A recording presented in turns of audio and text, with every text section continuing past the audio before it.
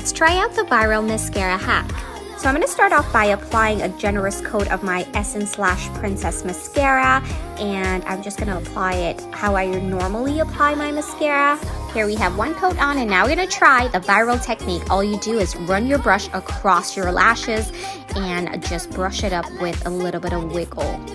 But wait, why do I feel as if I have falsies on? This technique definitely works. I think everybody should try it. I mean, look at the difference.